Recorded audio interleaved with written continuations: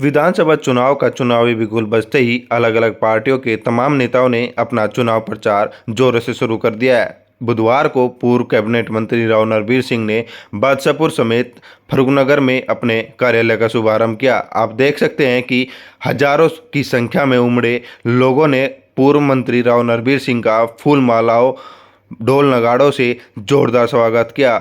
उसके बाद पूर्व मंत्री राव नरवीर सिंह ने स्वयं अपने हाथों से कार्यालय का शुभारंभ किया, जिसमें हजारों की संख्या में लोगों ने उनका भव्य स्वागत किया।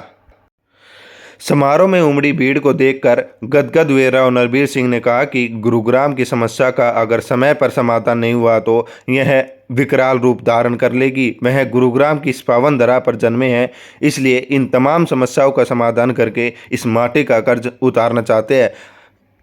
राव नरवीर सिंह ने लोगों को संबोधित करते हुए कहा कि 2014 में जब उनको लोगों ने ताकत दी थी तो इसका इस्तेमाल कर उन्होंने अपने निजी हित के लिए नहीं बल्कि पूरे गुरुग्राम और प्रदेश के विकास के लिए काम किया था। गुरुग्राम के लोग 2014 से पहले विकास और 2014 से 2019 के बीच उनके मंत्री रहते हुए कराए गए विकास कार्यों के बीच का फर्क जानते हैं।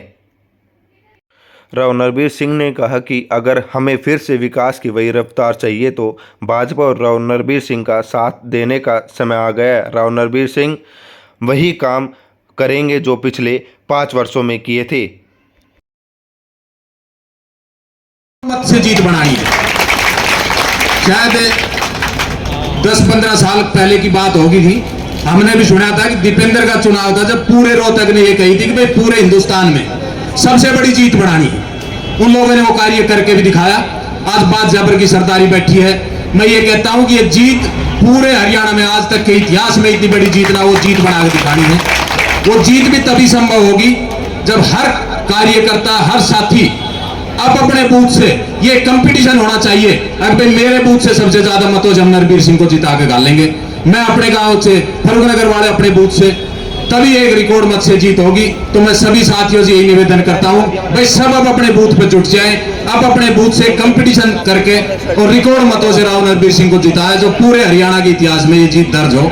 जय हिंद, जय भारत। नरवीर सिंह जी हमारे बीच फरूखनगर में पहुंचे हैं, तो मैं इनका यहाँ पहुंचने पर हार्दिक अभिनंदन एवं स्वागत करता हूँ। और मेरे पिता तुल्य बुजुर्ग, मेरे आसपास की सरदारी, पार्षद साहब, सरपंच, लंबड़दार एसोसिएशन सभी यहाँ बैठे हुए हैं, सभी समाज के प्रधान यहाँ बैठे हुए हैं। तो मैं सभी से निवेदन आग्रह करता हूँ कि आने वाली 5 तारीख तक हम सभी ये बात याद रखें कि प्रत्येक व्यक्ति को राव नरवीर सिंह बनके अपने घर से निकलना होगा और एक एक व्यक्ति को हमें एक एक जो वोट पोल कराने की बात है, जिस प्रकार से हम अपने छोटे चुनाव में हम छोटे चुनाव में अपने वोट जिस प्रकार से एक एक वोट बाहर से भी लेके हम यहाँ आके वोट डलवाते हैं, इसी प्रकार से हमने आने वाले चुनाव में किसी भी चुनाव को किसी भी प्रकार से हल्के में ना लेके इस चुनाव को बहुत मजबूती के साथ जो मार्जिन है, क्योंकि अमित शाह जी से माननीय मंत्री जी भी वादा करके आए हैं कि अब की बार जो आवाज़ है, जो पूरे हरियाणा में बादशाहपुर की जो आवाज़ बुलंद करेंगे, जो सबसे ज़्यादा वोटों के मार्जिन से जिताएंगे, वो मंत्री जी ने वादा किया है। तो उस वादे को हमारे भरोसे पे जो यहाँ हमारी सरदारी बैठी है, इस भरोसे पे माननीय मंत्री जी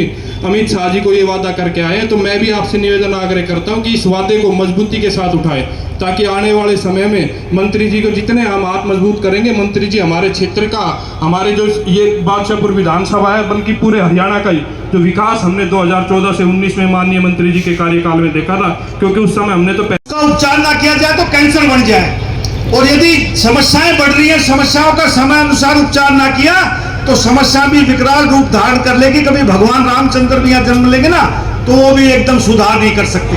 ये जो हमारे 5 साल गए हैं ना, इसमें उतने काम नहीं हो पाए जो आप लोगों ने उम्मीद की थी, क्योंकि यहाँ समझौते कि हरियाणा में सरकार बन गई और यहाँ से इंडिपेंडेंट एमएलए बन गया। और भाई हर आदमी की अपनी अपनी शख्सियत है। कोई आदमी 10 किलो वजन उठा सकता है, बॉडी बिल्डर 100 किलो वजन उठा ले। नरवीर सिंह की अपनी कैपेसिटी और एमएलए की और कैपेसिटी। और मैं तो पहले भी कहा करता, 2019 में मेरी टिकट कटने से पहले मैं बहुत से गाँव में गया और मैंने कहा कि भाई नए विधायक को चुनोगे, वो सेक्रेटरीएट ढूंढेगा, विधानसभा ढूंढेगा, और आदमियों से वहां एसीएस जो बैठते हैं, एडिशनल चीफ सेक्रेटरी या आईपीएस, उनको इंट्रोडक्शन देगा जी मैं फलाना नाम है, मैं बादशाहपुर से चुन के आया हूं, कोई भाव नहीं देगा। नरवीर सिंह बन के जाएगा तो सीधा राजभवन में शपथ लेगा, चीफ सेक्रेटरी भी खड़ा होकर नमस्ते करेगा ऐसा नरवीर सिंह का इतिहास अब तक तो रहा है ना। मैं तो भाई 3 बार बना, 3 बार राजभवन गया सीधा का सीधा। काम कुम की मत छोड़ो, अब 2-3 समस्याएं फर्रुखनगर में बहुत ज्यादा है। भाई बाईपास पूरा होना चाहिए, कहने की जरूरत नहीं, ये मत सोचो काम नहीं। अरे सरकार आपकी, सब कुछ आपकी ताकत रही है। और एक नए काम बताता हूं जो मैंने सोचा फर्रुखनगर के लिए। एक इंटरनेशनल स्टेडियम होना चाहिए स्पोर्ट्स हब, जो हमारा दिल्ली के नजदीक है। गुड़गांव इंटरनेशनल सिटी है, गुड़गांव में छोटे छोटे खेल स्टेडियम हैं। हिंदुस्तान की सरकार भी ये चाहती है कि दिल्ली से बाहर लोग निकले। हमारे से अच्छा इलाका कौन सा है?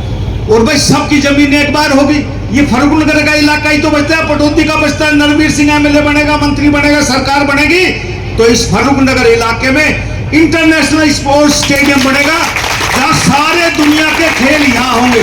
जो पंचायत जमीन देगी, मैं आज कह के जाता हूं, जो पंचायत जमीन देगी उसी में वो स्टेडियम बनवा देगी और दुनिया की बड़ी बड़ी शख्सियतें आएंगी। मैं कहता हूं स्पोर्ट्स स्टेडियम से, खेलकूद से इतना रोजगार मिलता है।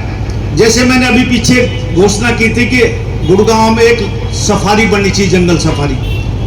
वो सफारी के कागज चल रहे हैं और साथियों वो हिंदुस्तान की नहीं, दुनिया की सबसे बड़ी सफारी बन रही है 10,000 एकड़ में। आप सोचो, सबसे बड़ी सफारी आज यदि दुनिया में है तो वो शारजाह में 2,500 एकड़ की, और ये 4 गुना बड़ी बनेगी। आप सोच भी नहीं सकते। सरकार सबको रोजगार नहीं दे सकती, कोई आ जाए, नरवीर सिंह बने, कोई और बने, सब सरकार नहीं दे सकती रोजगार, लेकिन प्राइवेट तौर पे इतने काम आपको मिल जाएंगे कि आप सोच भी नहीं सकते। कोई आदमी बेरोजगार नहीं रह सकता कमाने खाने वाला।